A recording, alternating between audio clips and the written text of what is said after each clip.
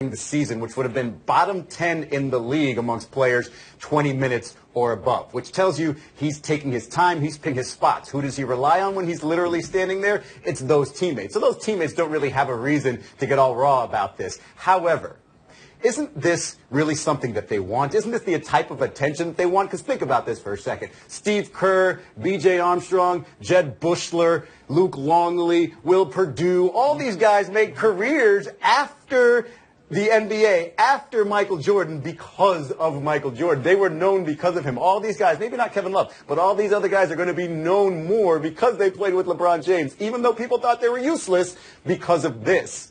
Rodney Hood maybe will be known more for this and possibly knocking a phone out of somebody's hand than anything he's ever done in his career because it's next to LeBron James. So they should be thankful they're in an SNL skit. I would say something else, though, about these teammates. Keep in mind, because the aforementioned Rodney Hood didn't do anything in that series, because Jordan Clarkson didn't do anything in that series, because Larry Nance didn't do anything in that series, the team they blew up and traded for those pieces didn't help LeBron. It was the old guys, the Corvers, the Loves, the J.R. Smiths, the guys he's already won with.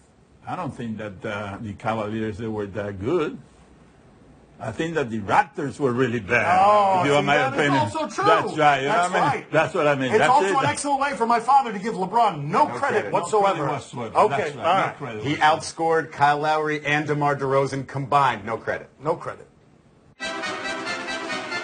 Is it time for the Raptors to blow it up and start over? What an amazing question to ask after the single best Raptor season we've ever seen. But when Dwayne Casey after the game is saying that our next blueprint plan is, let's just wait for LeBron to leave the conference. Let's just wait for LeBron to stop being great. That's not much of a plan when you're always one piece away, and Kyle Lowry and DeMar DeRozan are as broken as any great players we've ever seen in the postseason. With those two guys as your best, you're not toppling this guy. I just think you have to look in the bigger picture if you're Dwayne Casey, if you're the Raptors, if you're whomever, playing in the same conference during the LeBron James era. You could either be the team that gives up and is trash for like 3 or 4 years during it, or you can go down in history as one of the teams that tried really hard but just couldn't beat him. It's not an indictment of the franchise. It's not an indictment of your best players. If you're saying, hey, we can't beat LeBron James, how many teams said the exact same thing about Michael Jordan? So you tear it down and trust that you can rebuild it in a market that maybe American players don't want to necessarily go to, or do you just continue to try to be good and wait for your big break? Here's what I would say, though, is an indictment of the Raptors. DeMar DeRozan, in one game, he was ejected early. In another game, he wasn't available in the fourth quarter. And across 14... Into the Knicks. All right, let's go to the video here. Arch nemesis. It's not something you hear in Spanish, ever. Here we go. Let's see the video. Hey, so people keep debating about who is the king of New York. Okay, who is the really king of New York? Hey, LeBron, yes.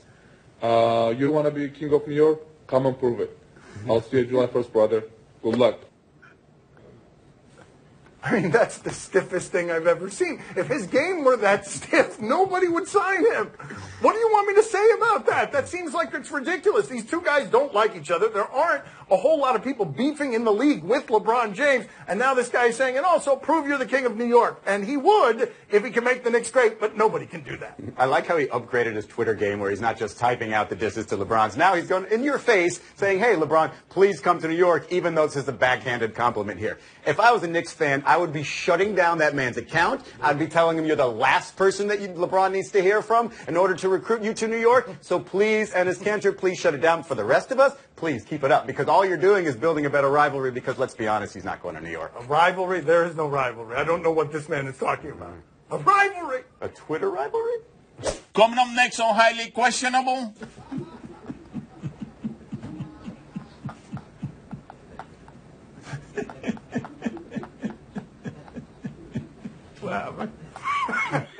My Son's TV show is brought to you by Liberty Mutual Insurance. Liberty stands with you. The game that can only sleep when he is in the buff. Do you question? You give us topics and events and we question them. It's true, though. Oh, the Predators. Do you question if Philippe Forsberg did it to be this fancy? My father's very excited about the Predators for some reason. They have forced a Game 7 here. It's better when Nashville sticks around and everyone's drinking beer out of a catfish. What else do we have here? But they always say the NHL's always better when Nashville's relevant. Oh, fancy Phillip in between the legs, toying with Winnipeg. Look at this, fancy Phillip. Right there. Here's some of this for you. Oh. That's pretty good right there. Was it? Oh, because you could still see the puck the entire time. I think that goalie just wasn't really on his game right there, but it was a nice play. All right, Izzy sitting here. He's done so much with playoff hockey. Was it really impressive, that playoff goal? What was impressive is PK Subban guaranteed that win. So we have to give him some applause for that one. No, we don't. Well, that's Philip's move. He does that all the time. You know, the puck goes to his leg. That's right. Seen him do it before? My father's got a good memory. Wow, there we go. I didn't know my father had a Philip Forsberg catalog. No wonder he was so excited But about he the Predators. does. That was a double nutmeg. Man, that is amazing. My father has that kind of recall. Do you question if the football that Baker Mayfield threw is a warlock? Nobody at ESPN covers the warlock scene the way this show does. We have a whole montage, proof that there are warlocks all over the world of sports. You can see that the Michigan State football coach is clearly that. USC's number 80, watch this. Where'd that go, right? It's totally gone. This guy, Bill's receiver. I mean, that's clearly fake. Yeah.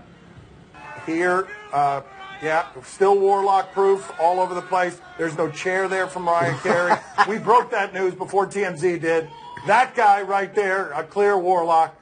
And all of that is to say, let's see Baker Mayfield throw a football. Here it is. Oh, What? Hey! Wait a minute! Did he put it in his pants? Where is the football? Where'd the football go? Where Let me is see it? it again. I Where want is to it? analyze let me see this again. Where's the football? All right. All right. I am willing to give number 12, cornerback number 12, his nether region is Warlockian. That's all I'm willing to say. I'm willing to say Baker Mayfield is a warlock because he got drafted number 1. Hey, Baker, you want to prove to me that you're a warlock? Win 3 games with the Browns. 3. That's Whoa. all. 3. Whoa. 3. 3 is a little much. No, wait. You have to be a We will special start kind of warlock a to go 3. religion around him if he wins 3 games. From warlock to God. Do you question Tom Brady's outfit? All right, look, I wear shorts most days while I'm doing this. I dress like an 18-year-old skateboarder who's overweight. I am nobody to be criticizing anyone's fashion. But at the Met Gala last night, Tom Brady decided to wear this out as part of a, Catholic imagination theme. She let him leave the house that way. Is the hair worse than the jacket, Dan? The hair is impeccable. I'm not in a position to mock either of these things. His wardrobe and his hair, both better than mine. But who isn't mocking this look? What is this? I don't know what that look is. There was a bunch of funny looks at the Met Gala. My only question is, what is the Met Gala exactly? Okay. That's not useful or helpful in any way, but okay. Let's see. We'll look it up on the internet. Get back to you on that one.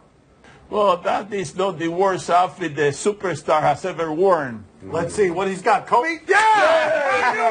I knew it! I'm so unreasonably proud of myself for guessing correctly. Why is Kobe going to sweat that much in that outfit that he needs a headband and a wristband? Do you question if they should stop the charity cornhole tournament right now? All right, we had something happen at a charity cornhole tournament. This was a good cause, a scholarship cause. What broke out? We're on it. Oh, whoa. Here we go. All right. World Star! Whoa. What in the world could have possibly happened in this cornhole game? Did they get the score wrong? Did somebody flip it in somebody's face? Like, what in the world? This is stupid. This is absolutely ridiculous. Get out Is of that here. HRC? Is that the Human Rights Campaign? We will stop this tournament right now. We are adults, and this is ridiculous. It is a cornhole tournament fundraiser. Hit the What was the point of the argument? What were they fighting over? I mean, what was happening? We're trying to take the corn away from somebody?